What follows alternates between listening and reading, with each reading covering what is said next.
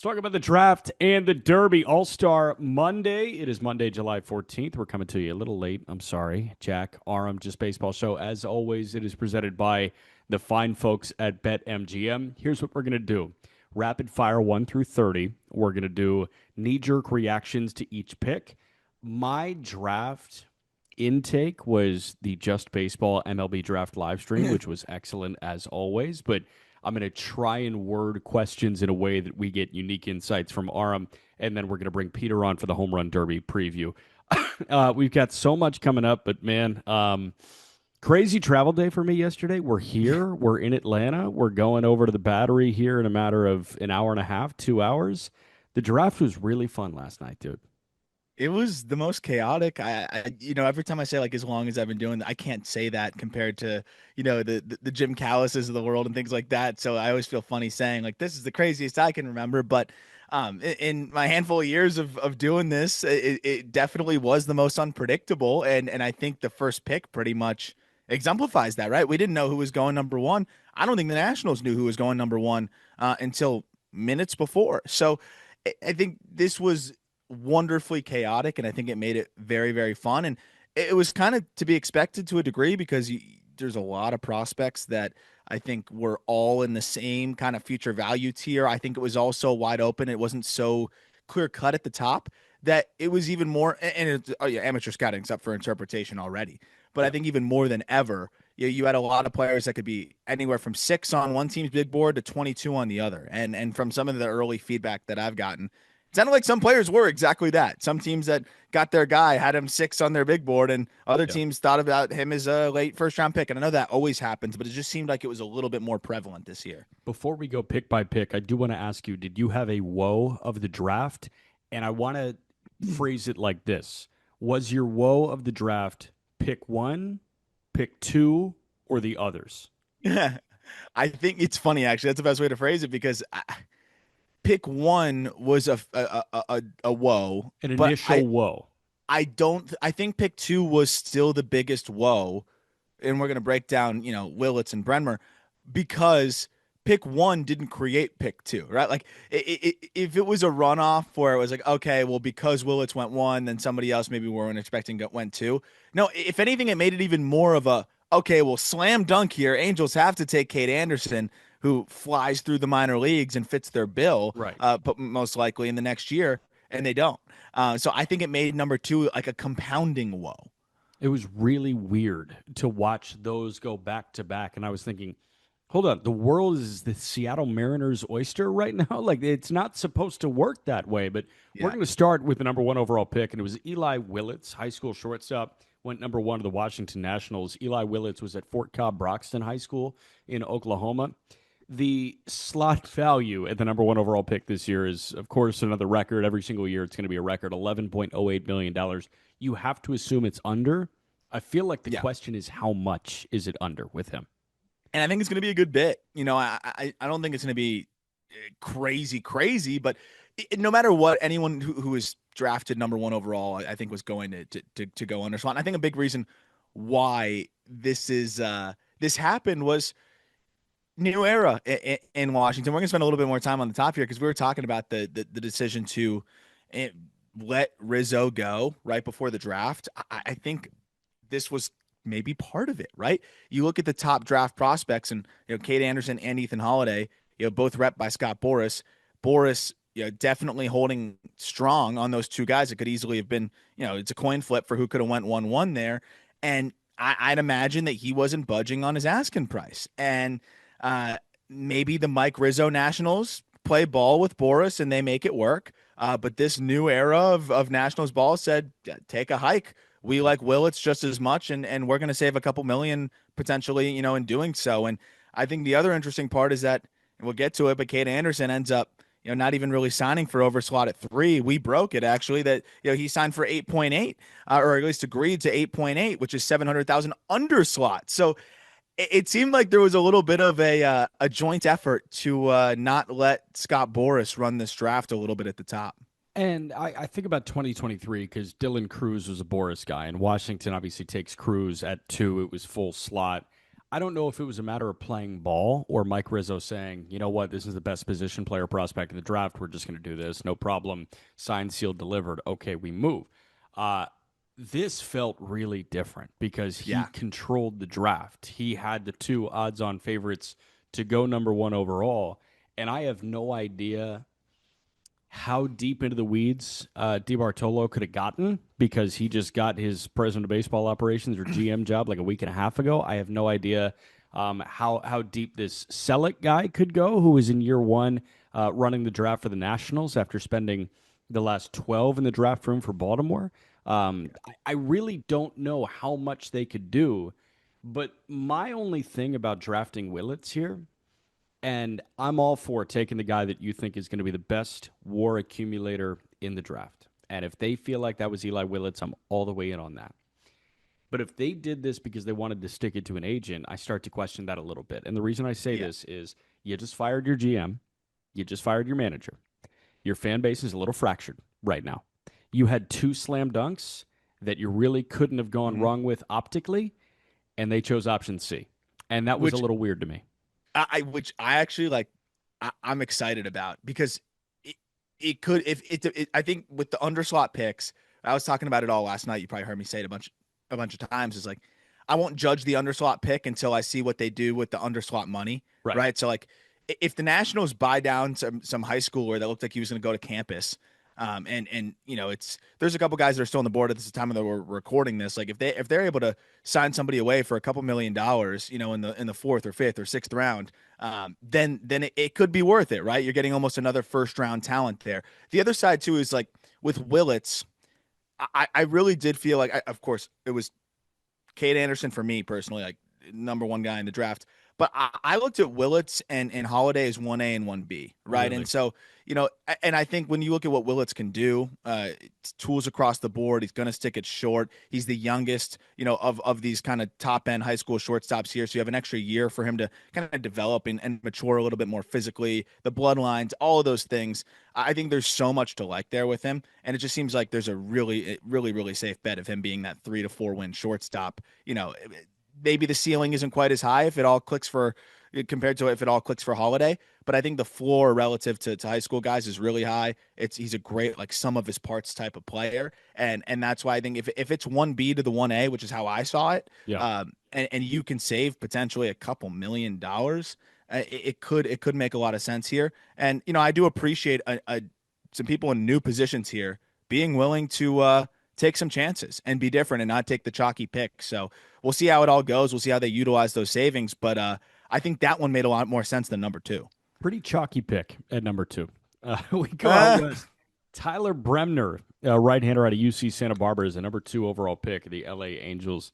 They're approaching Rocky territory for me, where it's becoming lovable how weird they are and how unorthodox this whole thing is.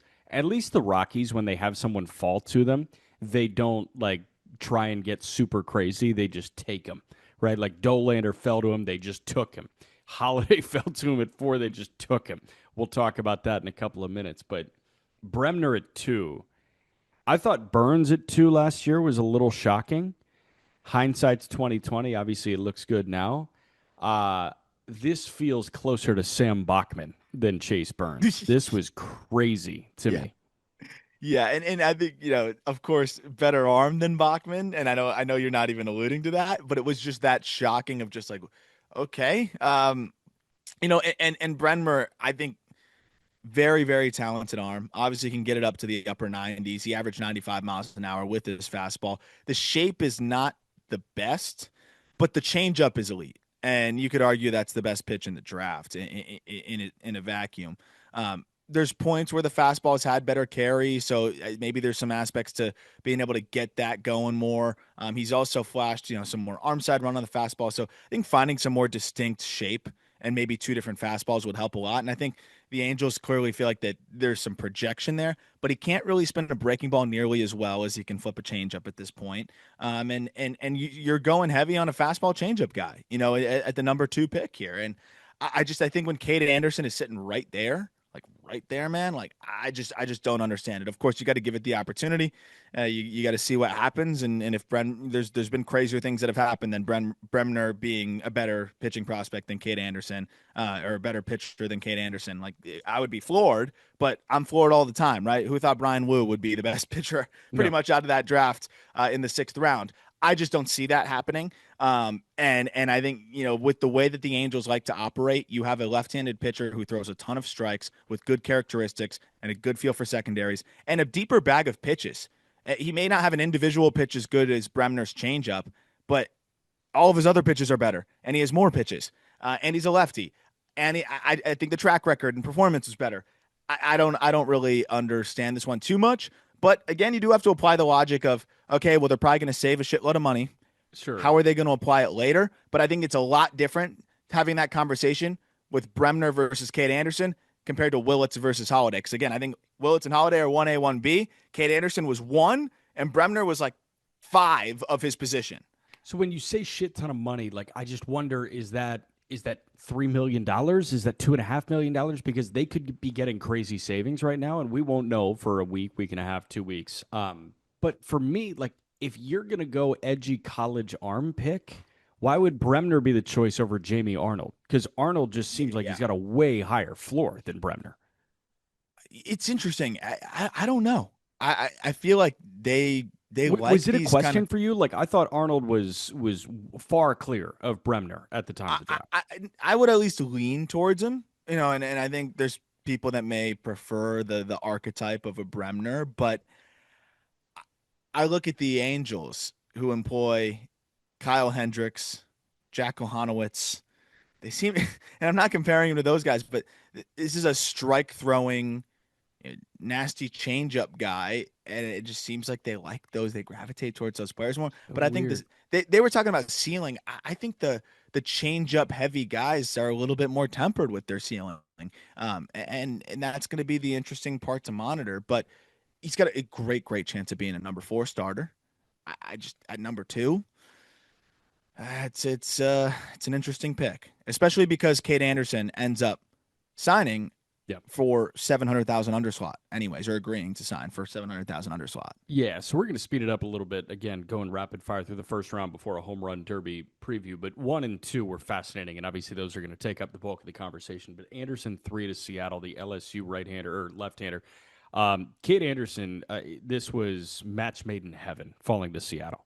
Yeah, our Marine Layer boys were here, for the draft stream, and I mean they were over the moon. I get it. Like, how could you not be?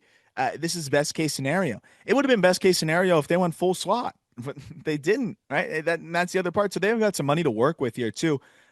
You look at the pitching situation at the big league level. There's going to be some guys clearing up, and Luis Castillo is going to move on, and Anderson could be a guy that debuts for you in 2026 by this time next year with how fast he can move through the minor leagues. So match made in heaven. I think Cade, that's probably where he wanted to go as well.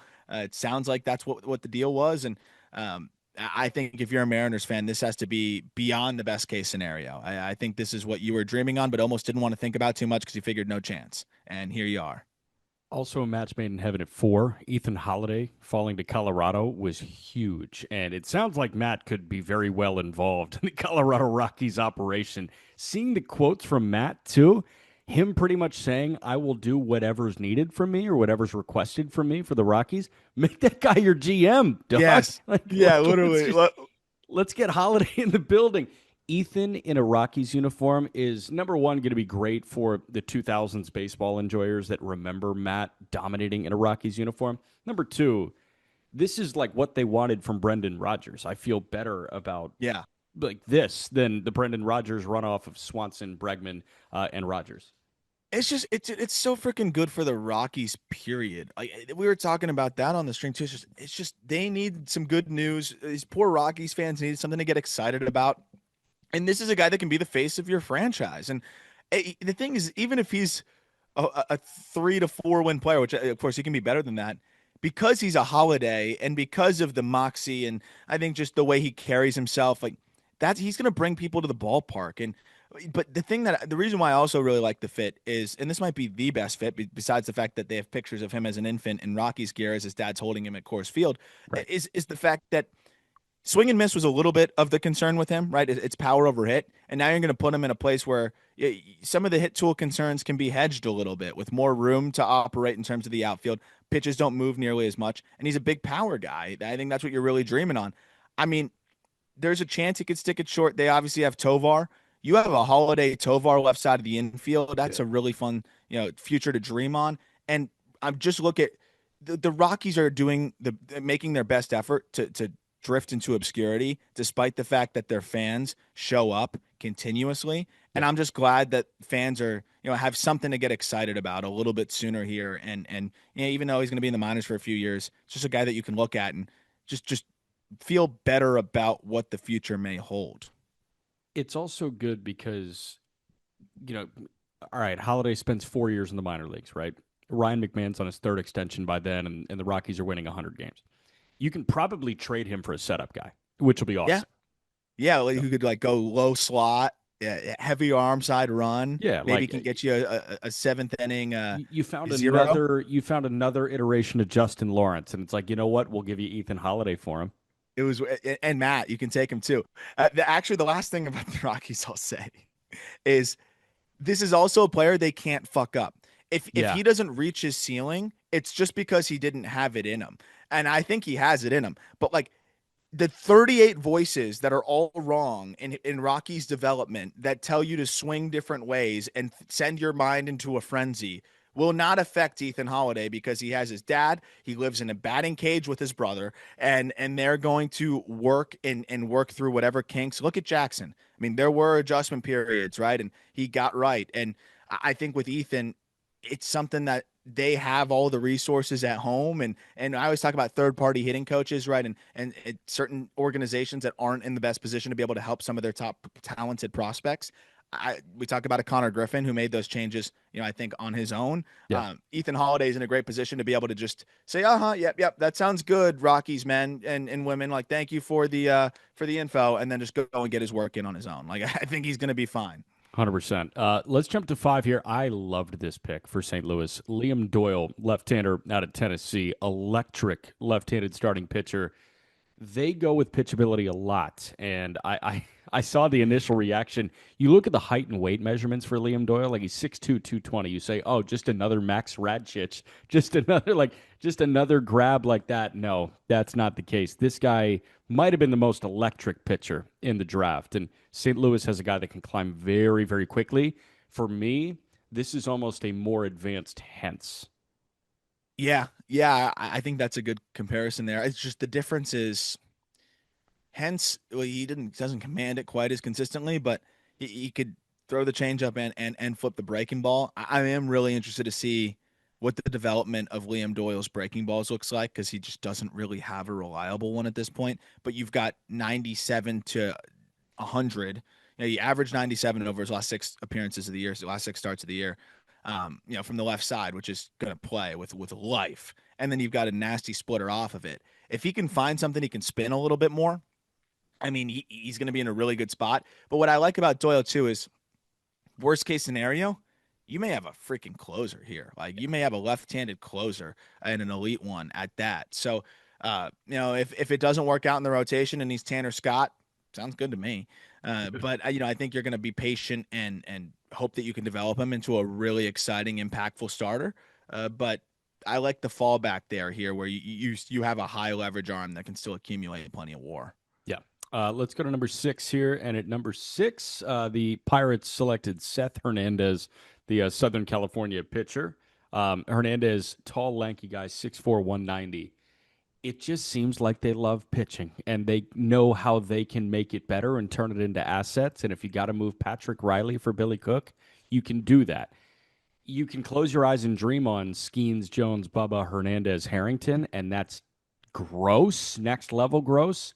But you could also say, give us 2 years to make Seth Hernandez one of the best pitchers in the upper minors. And if we are ready to contend by that point, we can move him for an all-star bat. Yeah. I see what they're doing. It makes a lot of sense to me. So before you say, oh, we need hitting prospects in that system, okay, but you got to draft what you're good at because at the end of the day, you stockpile capital. You build assets in the minor leagues, and then you can move them for guys like Tommy Pham.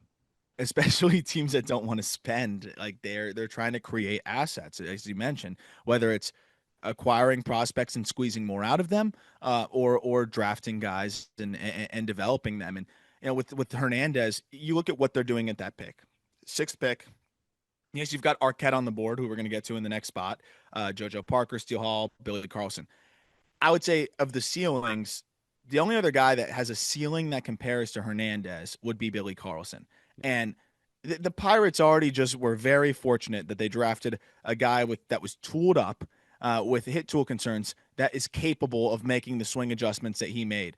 I think I applaud the Pirates for being introspective enough to realize that they're probably not going to hit two in a row there, and maybe realizing that Connor Griffin, it was a testament to him, to be able to make those improvements already swing wise. So go play to your strength, where you can have a superstar arm and maybe the highest ceiling arm in this entire class. And as you mentioned, Bob Nutting doesn't want to spend money.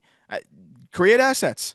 So that's what they're going to do here. I think from top to bottom, is there an organization that has more exciting arms right now? Like we didn't even mention, like, Hunter Barco is a borderline top 100 guy as well.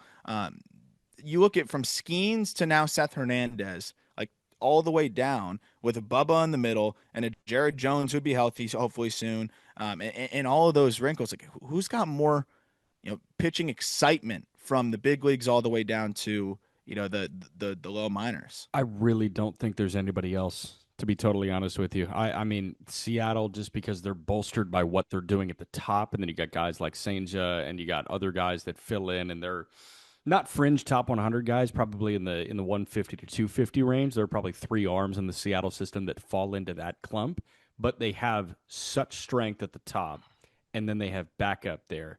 I would say Philly, Seattle, now that you've got Cade, yeah, you could probably right? just sit Seattle, there now and that you have Cade Anderson, is crazy, and then then Logan Evans becomes your 10th best pitcher in the organization, and that's next level. So I think Seattle, Pittsburgh, and then Philly with the top end talent that they have as well, with a guy like Painter cooking. I feel like those are probably the three best pitching situations in baseball. But Seattle and the could be a Rays postseason team. Phillies and the are a Rays postseason just team. because they're the The Rays. Rays. Yeah, and the Rays because they're the Rays. But let's jump to 7 here. Iva Arquette of Oregon State goes to the Miami Marlins. 6'5", 220-pound shortstop. This was a slam dunk, and I love that the Marlins just went this direction. They did Morlando underslot to Carter Johnson overslot last year. Friend of the program, Frankie Polari. Man, this was a hell of a night to be a Marlins person. Yeah, I mean, I think this is exactly what you were hoping for, right? This is a high school heavy draft, of course, but when the Marlins were victims of lottery circumstance there, you wondered what was going to be there at 7 potentially, and what ends up being there is the best college bat in the class comfortably. And it is a little bit because the bat, or the class, skews high school top heavy, but you got the best college bat in the draft at 7. That's a really exciting proposition for the Marlins. And I think what we're talking about in terms of just the Marlins organizational situation, they don't have a ton of position player prospects, especially on the infield side, that you could look at and say, like, okay, that's a guy that I'm hoping will be that piece within the next 2 years or so, on the left side of the infield or whatever it may be. And I think with Arquette, you can now say that immediately, and I think that's really exciting. The power potential's there. You have the chance to stick it short. I think Marlins fans should be really excited about this. And it's been a while, I think, since a draft has kind of unfolded this way for them. And you get the exact guy you would want. They believe he's a shortstop. They believe that's a guy that can hit 20 homers and play shortstop. But, worst case scenario, he pivots to third base, and he's a heck of a third baseman. It is I don't want to say poor man's version, because Ivar Arquette has yet to play a professional baseball game. But granted, this guy's a top 5 prospect in baseball. It's a poor man's version of what Walcott is doing in Texas right now. Mm-hmm. He's playing short. You feel like you have a third baseman, but he's playing short, and he hasn't proven that he's unplayable at shortstop right now. It's a better No. situation than Colson Montgomery in Chicago. It Oh, just is. no doubt. No doubt. I know Tyler Jennings I think he thinks he has a 55 on the glove. So That's awesome. if he thinks he can be a slightly above average or above average shortstop, then I mean, that's even more exciting. I think it's at this present moment, that's what it looks like. But he's, as you mentioned, 6'5", like he could fill out a little bit more. But if you move him to third, then he's an above average defender there, or maybe plus. You can accumulate WAR and lean into the slug, and it's an interesting equation there either way. They get an infielder that can stick on the left side of the infield and can add some thump, and I think that was what they sorely needed in the organization. JoJo Parker at 8 to Toronto, high school shortstop out of the state of Mississippi. Boys with Connor Griffin, Mississippi high schoolers. That's a good Yeah. friend to have. And JoJo Parker, I know you really like him, and you feel like the Blue Jays, they got a legit shortstop.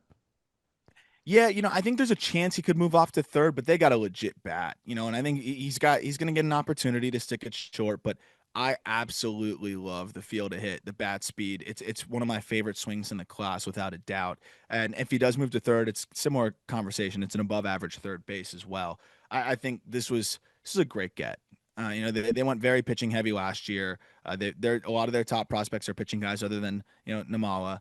I love the fit, and they have a lot of swing and miss guys mixed in there. It's funny, they kind of go both ends of the spectrum, right? Where it's either swing and miss guy or hit over everything.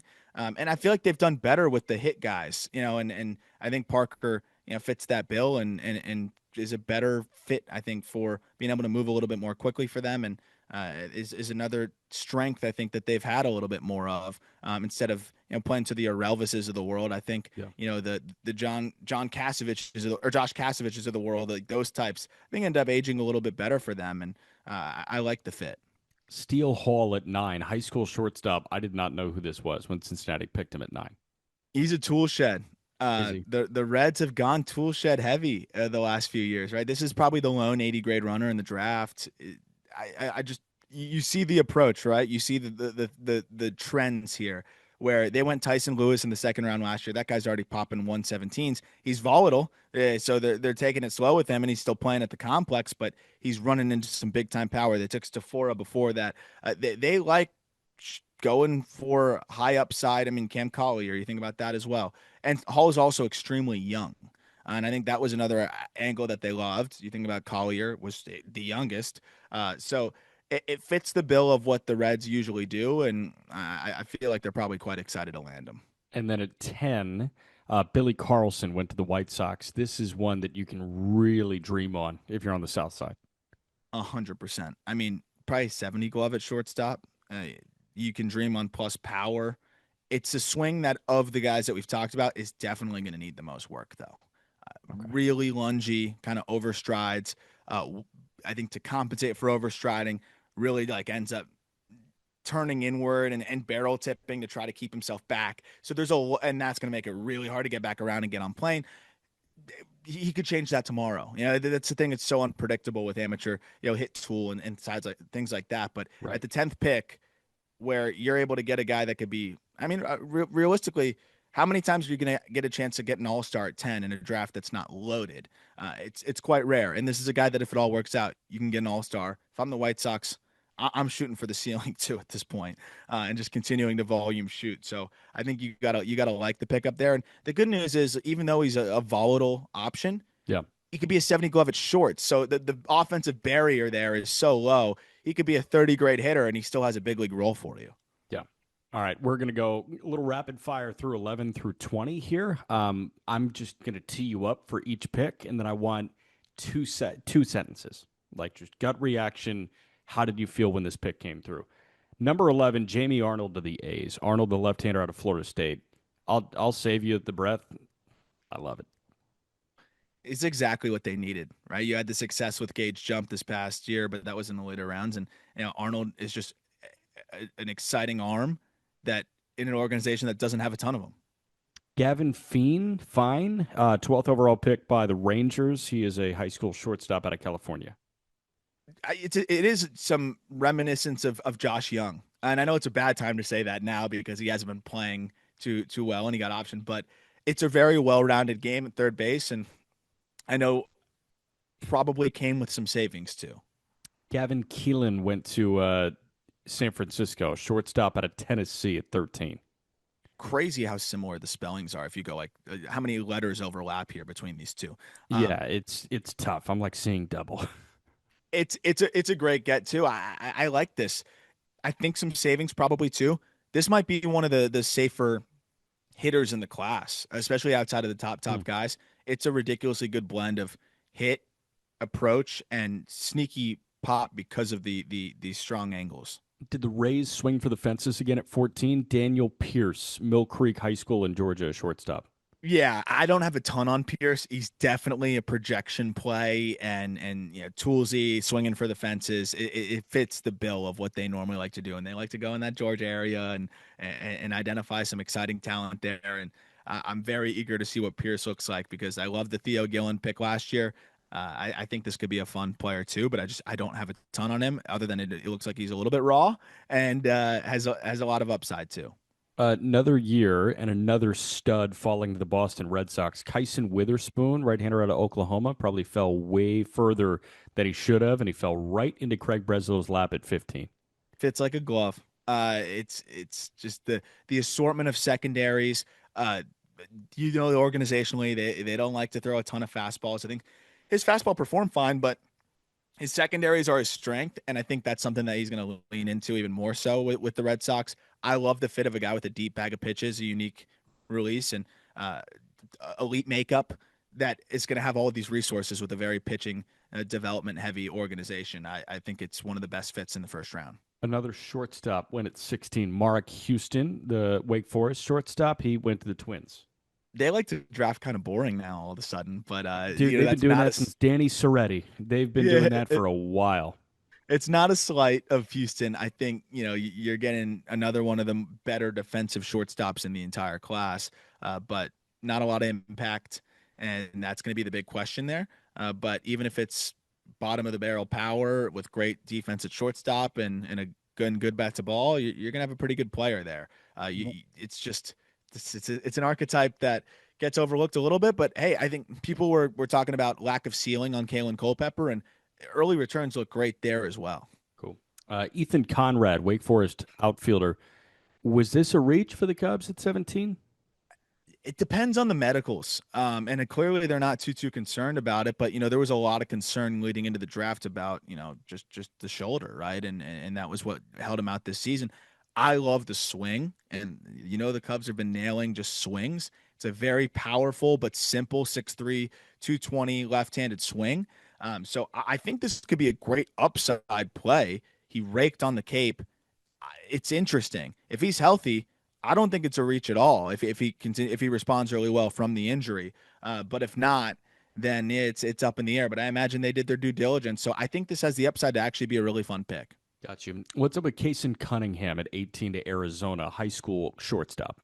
If JoJo wasn't my just favorite high school swing in the class, is probably Kason Cunningham, and I think less likely to stick it short, probably moves over to second, but this is a guy that you just feel really good about the ability to hit, the sneaky pop because of the kind of frame defying bat speed that he produces. I think Cunningham is I had him in probably top 15, closer to top 10 in this class. So I think it's a really exciting grab for the D-backs who go a different route a little bit later. I love the pairing of him and Patrick Forbes, but Cunningham's a really pure hitter. Baltimore went with the approach of drafting a college all-star team, and their first pick was Ike Irish at 19. He is a catcher. He was listed as a catcher out of Auburn, but he's that catcher outfield type, right? Yeah, he's gonna play the outfield, I think. But there was a lot of smoke to underslotting him in the 8, 9, 10, 11 range, and it didn't end up happening. It's a very unorthodox swing, so I'm interested to see how that develops and just evolves professionally.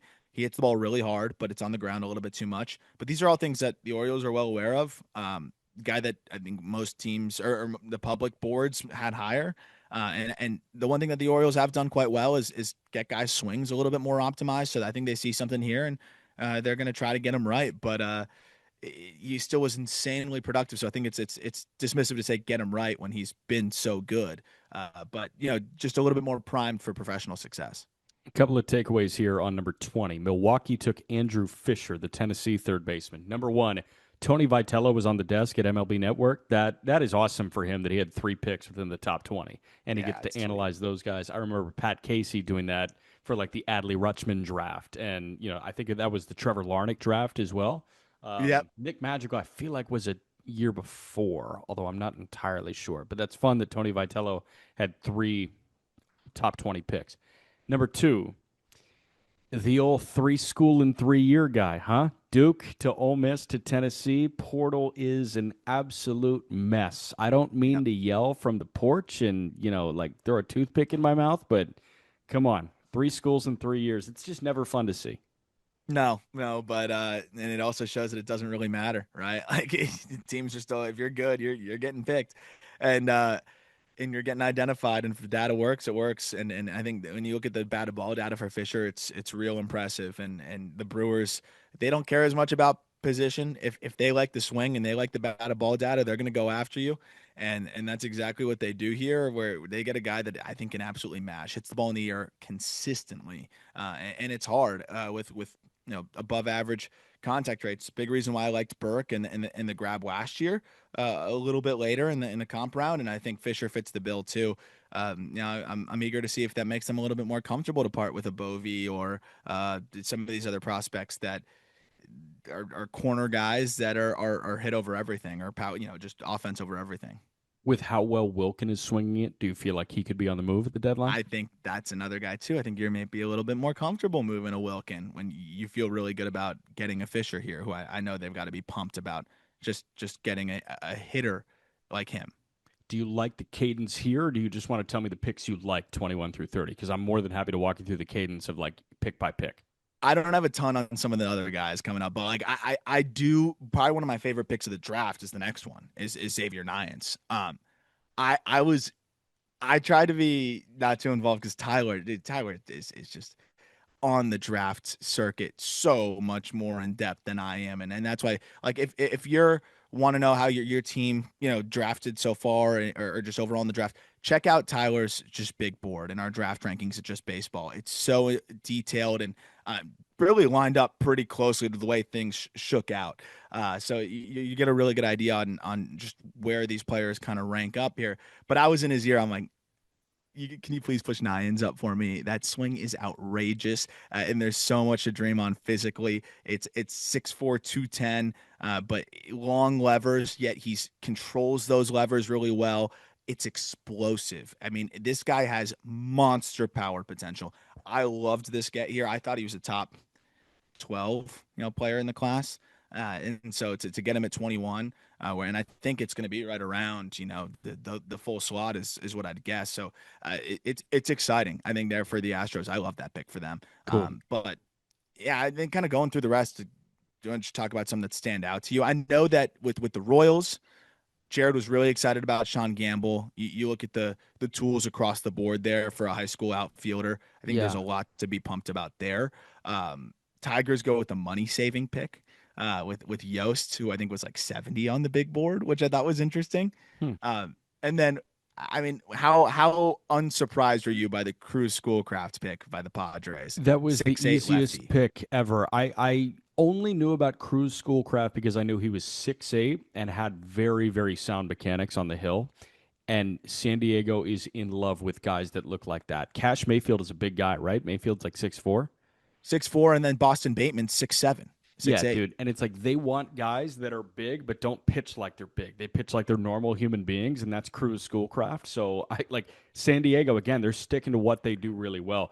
Couple other ones that just jumped out to me by trends. Jace Laviolette is not a Cleveland Guardian in most years, but Jace Laviolette is a Cleveland Guardian this year. I found that pick to be fascinating, and it feels like they're getting a lot of value at the end of the first round. It's a good shot to take because he's an athlete. I think that's the underrated part of his game. He can play a good corner. I think they're going to try to get him some reps in center still too. I think it's a fun shot to take for a team that clearly is willing to swing for the fences, literally and figuratively more now. When you acquire a Nolan Jones, and that hasn't worked out, but and they've tried to balance things out by going for some more power and swing and miss risk after being so hit tool driven over the years. And I think there's a lot of reasons for them to maybe make that adjustment with the way things have gone. And then I love the pairing of Sean Gamble and Josh Hammond. Yeah. Just with the two high school guys there, I think the Royals are getting a lot of upside. And so I think that was a fun blend in leveraging the PPI opportunity. But back to Laviolette, it's a fun upside play, but it's also unprecedented whiff in the first round. So it's a floor ceiling conversation here. Two quick ones for me. what Arizona did with Forbes, they added a fastball and a half. The Louisville Mhm. starting pitcher, Patrick Forbes, jumps into the Diamondbacks organization. I love what this guy can do. It's electric. He could be in that bullpen. He could also be a back end starter. It feels very Dre Jameson with the chance for more Hmm. right now. I love that. Yeah, I love that comment. I mean, that fastball is electric. Yeah. Electric. He's going to need to throw some more strikes, and uh, it was high fastball usage. But this is another guy where if worst case scenario, okay, throw him in the pen. He's gonna shove and leverage potentially too. But I think Right. they've got time to try to develop him and see what can happen. And last one for me, Caden Bodine at the end of the round, the Coastal Carolina catcher. Obviously, every report is he's one of the most advanced defensive catchers that we've seen at the college level in quite some time. And then you start to forecast what could happen in Baltimore. Basayo's not going to catch. Like, let's make that abundantly clear. So Yeah. then you could look at an Adley catching 4 days a week, Bodine catching 2 days a week, and Basayo playing first base or DH, whatever it may be. And if they do get priced out of Adley Rutschman, Baltimore has their heir apparent to Adley Rutschman at this point in Bodine. Yeah, and of course, the ceiling much lower, but the floor is so high with Bodine. He's a phenomenal defender, as you mentioned, but on top of that, a great hitter. It's the question's going to be the power, but the bat to ball is so impressive. So Yeah. you've got the bat to ball there for a switch hitter, and I think that archetype I've talked about it continues to be underrated. As long as you don't swing a wet noodle, if you're a plus hitter with plus defense behind the dish, you're going to have a pretty easy time getting to 3 WAR. And that's why I think it's crazy that this archetype continues to get overlooked. Of course, he's going to need to show that the hit tool fully translates, and he's going to need to show that the EVs will maintain with Wood. But even if they don't, you've got a good backup catcher. And I know that you're not wishing for a backup catcher at 30, but if that's the contingency plan, like the floor is so high, but I think he's got a great shot to be a regular catcher. That was one of my favorite picks too in the back end. Love it. Time for a line change. Get out of here. Peter for the Home Run Derby preview now. Line change complete. Peter Apple here for the Home Run Derby. How many people participate in this Derby? 12? 8. Eight. 8. And the Got rules it. are a little bit different before we get into a lot of the analysis of who's going to hit the most dingers. I was kidding, So- by the way. Sorry, just quick aside. I was kidding. I know how the Derby works, but yeah, you give us the rule changes. Do you know how the Derby works? It I didn't do seem know like how the you did. Derby works. Yeah, All right, I've good. watched him for 20. How old am I? I've watched him for approximately 30 years, and I'm 27. It's still the best bit when people comment, does this guy even watch baseball when his job is to watch baseball? All right. This year's first round is going to have no predetermined seeds, which I like, right? So it's kind of a knockout round.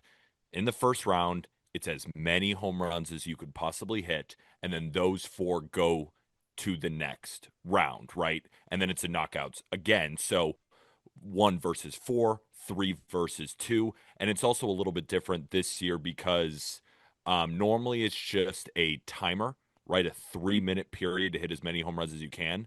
But this year it's 3 minutes or 40 pitches, whichever comes first. And then there's a bonus period for each player that lasts for 3 outs, any non-home run swing. If a player hits a home run of at least 425 feet within the bonus period, the period is extended until the player records the 4th out. And then ties in the semifinals or finals are broken by a 60-second swing off with no additional time added. If a tie remains after the swing off, batters then engage in a successive 3 swing offs until there is a winner. And there's also a new wrinkle to the clock.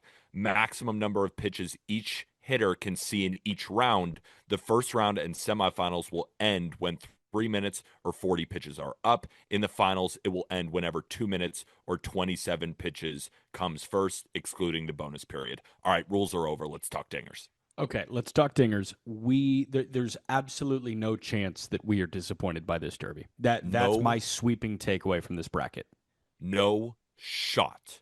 And what's also pretty cool is that this field has combined for 174 home runs this season, which is well above the 2024 group total of 147 home runs going into the event. We got Cal Raleigh with his 809 bombs before the All-Star break, breaking every single record. We have O'Neal Cruz with the hardest hit ball in the StatCast era. We have James Wood, who is just a freak of freaks. We have Junior Caminero, who is in the same bucket as James Wood, but Byron Buxton, Brent Rooker, Jazz Chisholm, Matt Olson, who came in now for Ronald Acuna Jr. This could not be a better field. I am so freaking excited. So, do you want to go player by player real quick in like the 4-1-1, or do you want to kind of just walk us through your thinking right now how this thing could unfold? I think that walking through each individual player might just waste time just because they're all going to rake. They're all That's fine. great Brent Rooker, he plays in participants. Sacramento, hits bombs. Jazz Chisholm plays in New York, hits bombs. Matt Olson, 54 homers 2 years removed. Who else we got? James Wood, nasty. Opposite field Yeah. pop. Cal Raleigh has nearly 40 homers. O'Neal Cruz hits the ball hard. Who am I missing? Caminero on the ground, but if he elevates, he can celebrate. And then Buxton is Buxton. Okay, let's go. Exactly. So the way I'm looking at it is, and shout out Colby Olson. He found this trend, I think it was 4 years ago. Ever since the home run derby changed the rules, it used to be an all-out slugfest. You would get 10 outs, and it wasn't much of a stamina game, so there weren't many trends. But since they changed the rules, there have been two traits that every single home run derby winner has shared, except for Teoscar Hernandez, who had absolutely none of those traits last year, which is funny. But knowing that it's more of a stamina game and that every single winner up until Teoscar Hernandez won it has been 26 years or younger makes a lot of sense to me. Fresher legs, right? Just more tuned for a stamina type competition. And the second trait is max exit velocity, because as max exit velocity increases, potential home run distance increases. So even when you don't perfectly square up a baseball, it can still leave the park. And there are three players who fit those two traits: O'Neal Cruz, James Wood, and Junior Caminero. So I think those three are the most likely to win it based on past trends.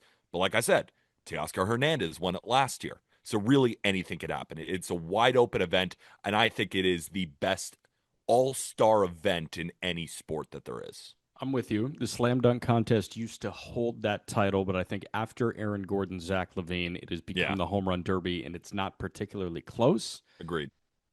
I also think the Pro Bowl flag football game is great, or the dodgeball game. What are they doing now? That's Who the Pro cares? Bowl might actually be the worst thing ever televised. Yeah, and I hope the All-Star game, it is cool that they have they're using their jerseys from their actual teams I want with to an I want All-Star to go cap. back to home field advantage. I want to go back to that game mattering. I agree. Like it's better for baseball. I want that game to matter a little bit more. Yeah. So here's what my take from the Derby field was. At initial release, I thought it was going to be an uphill battle to beat Acuna in this thing. Mm. I thought Ronald Acuna Jr. could very well run away with it. Yeah. This guy's batting practice is a spectacle, and he's doing it in his home ballpark. Yeah. Now that Olson swaps in for Acuna, I feel less great about a Brave, to be honest. I think Olson is a viable candidate, but for me, the swing is too big, too long. Like I feel like it plays best in a game. It's best enjoyed over 162. I don't know if it's best enjoyed over the course of 3 minutes. Now, granted, I could be eating my words here in about 6 hours. Olson, to me, I get what you're saying. To me, he feels like a historic round one and then fades. Yeah.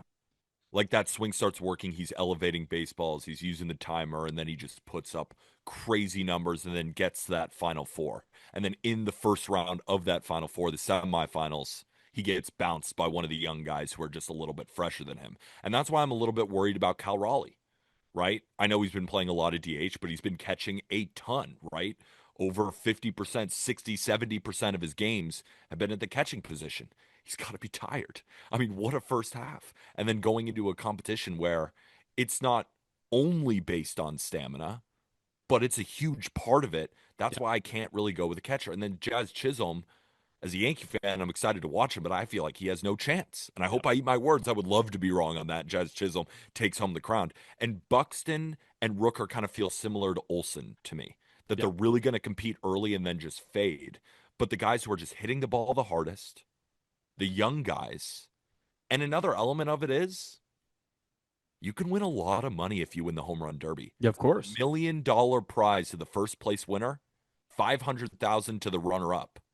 Guys like O'Neal Cruz, James Wood, Junior Caminero, the young guys in the competition, money might mean a little bit more to them. Of course. So that's why I'm just gunning for the young guys. But at the end of the day, no pick in the Derby is a bad pick.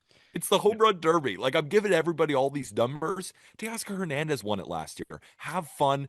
It's such a blast of a competition, and I can't wait. So, of those three, who presents the largest concern? Is it Caminero and that his swing could just be 115-mile-an-hour ground balls for 3 minutes and then we're done? I think the biggest concern is actually with O'Neal Cruz. And the fact is, he missed a game right before the All-Star break ended. They wanted to rest his hip, which is definitely something to monitor. But here's my view on that. If the Pirates and O'Neal Cruz feel like he's healthy enough to compete in the home run derby, then he's probably healthy enough. Yes. And if he wasn't, they wouldn't let him compete. They're not going to make him go out there when he's feeling all right to go risk it in the home run derby. So that would be one thing to watch. But with Junior, I could just see the excitement getting to him. James Wood as well. Just guys who are super, super young and they go crazy. They use all of their energy. They exert their incredibly fast swing speeds, right? Because O'Neal Cruz, James Wood, and Junior Caminero all rank top 10 in swing speed. If they're getting up into the 80-mile-an-hour range and just using all of their might in the first round, they could also fade. So that's why O'Neal Cruz, to me, if he is healthy, is just the pick here. I mean, 123-mile-an-hour max exit velocity. I know he hits a lot of line drives, but he's going to elevate in the home run derby against batting practice.